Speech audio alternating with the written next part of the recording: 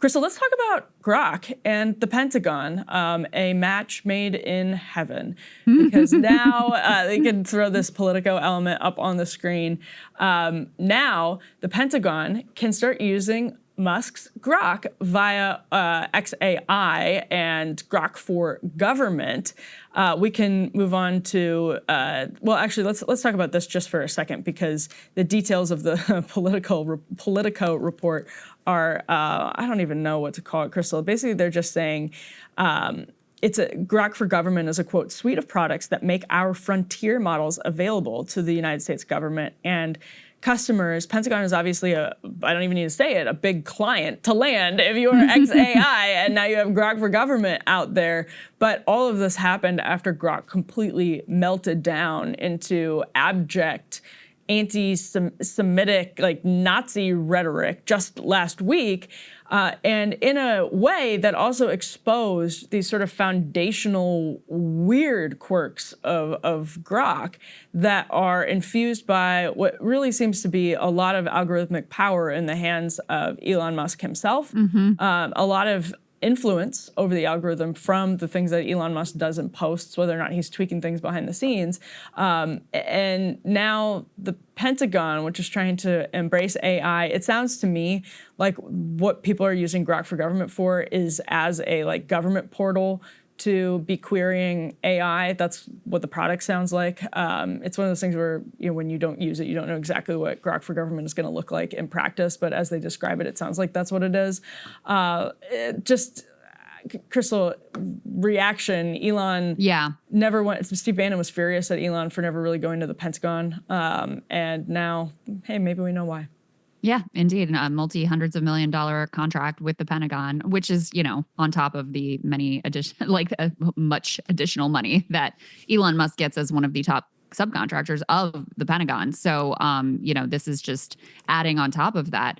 I mean, it's interesting politically because Elon and Trump supposedly hate each other, and Trump is certainly not above nuking a contract because he doesn't like the person who's involved with it. So that was kind of interesting to me, is how real is this fight between them if he's getting this gigantic contract?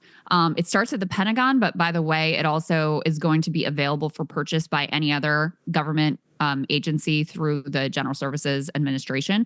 So obviously, like you said, Pentagon is a giant contract, but any other government agency also is able to procure this XAI Grok for government product. What does it mean in terms of Elon? I mean, I think this was probably one of the core goals actually of Doge, not the cost-cutting efficiency bullshit, but being able to advance his AI product, both in terms of situating it as the product of the United States government, but also potentially in hoovering up all of the data that is, that is held by the United States government and government employees, and being able to use that to feed his AI and whatever else he wants to do with it. Obviously, the timing of it is quite noteworthy, given that Grok was just on its MechaHitler arc, which I think you put well, Emily, that part of what it exposed is, first of all, I mean, just the fact that a few tweaks can instantly lead an LLM into just outright abject Nazism. Pretty wild. And Will Stancil rape fantasies for some reason. Pretty wild. But there were further problems because people found that when they would query things like, Grok, what do you think about the Israel-Palestine conflict? When you looked at Grok's reasoning, because you can ask it to list how it's, going through its reasoning, it was querying, what does Elon think about this conflict? And then using that predominantly to inform its articulated views. So that's pretty wild. And XAI put out an explanation of that. And basically what they said is, when you asked Grok, what do you think about something? Grok's internal process is well, I don't think. So let me go out and look and see how I can align myself with this company and, the founder of this company. And that's how you ended up with this situation where it would just be well, I don't think. So what does Elon think? But that's pretty terrifying. We all remember the previous incident where Grok started just randomly talking about white genocide in South Africa all the time. So this is the technology that we now are about to have throughout all of government, but starting at the Pentagon, which seems like a pretty crucial place to start. So, I'm very AI concerned. Most of America is very AI concerned.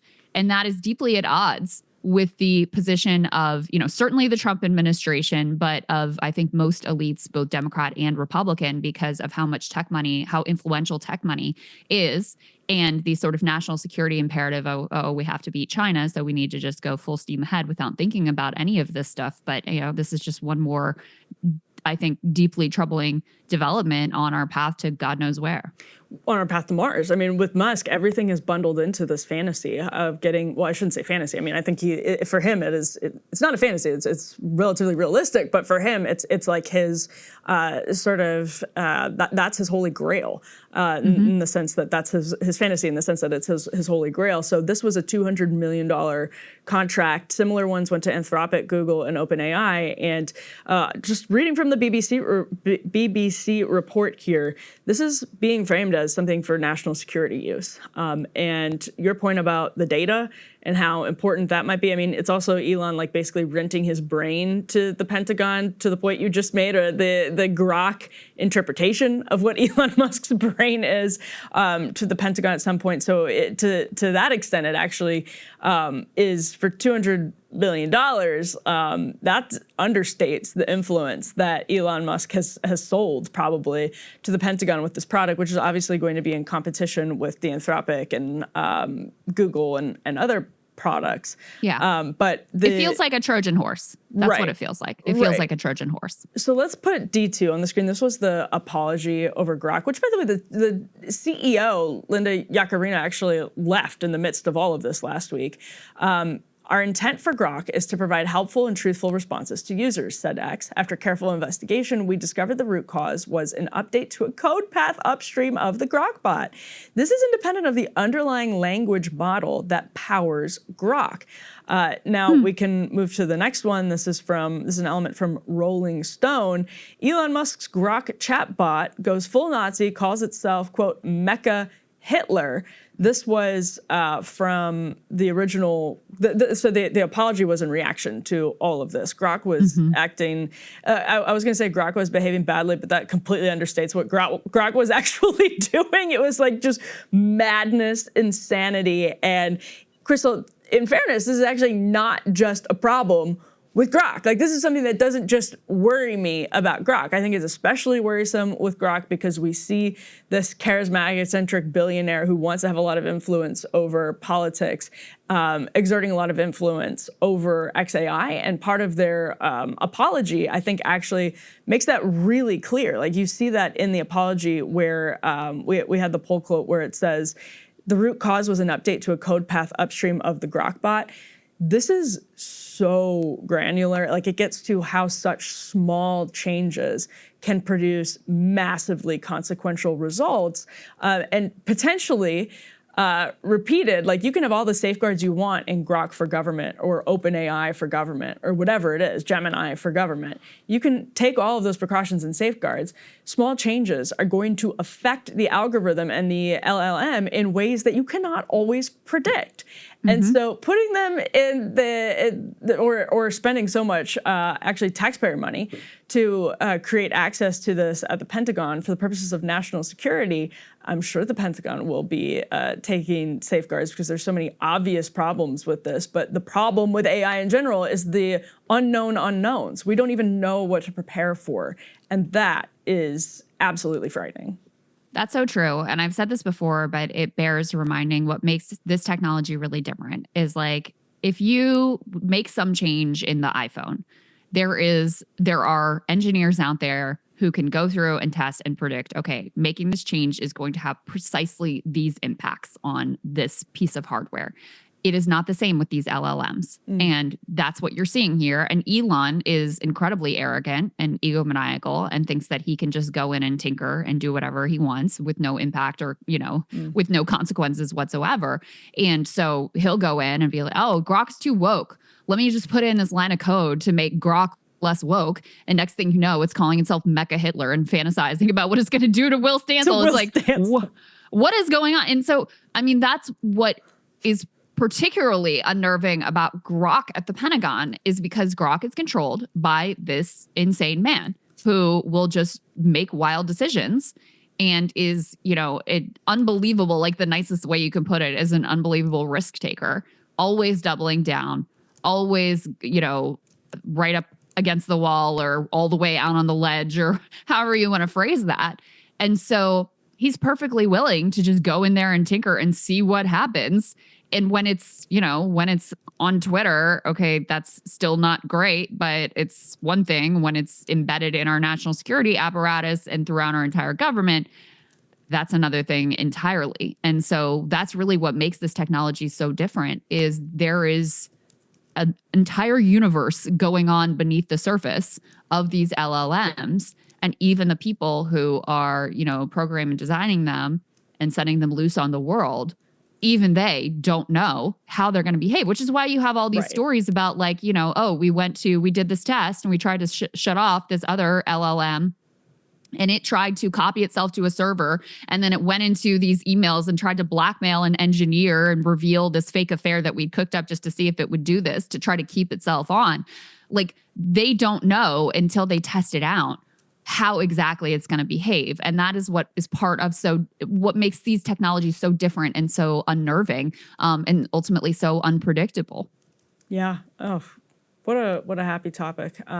We'll also toss in here the last element. This is the Wall Street Journal reporting on Tesla's top North American sales executive, who has just left.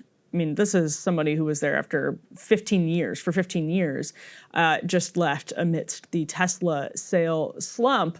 Krystal, I feel like now for Tesla, with the sales slump and with Elon Musk refocusing his energies away from government, partially probably because some of the problems at Tesla.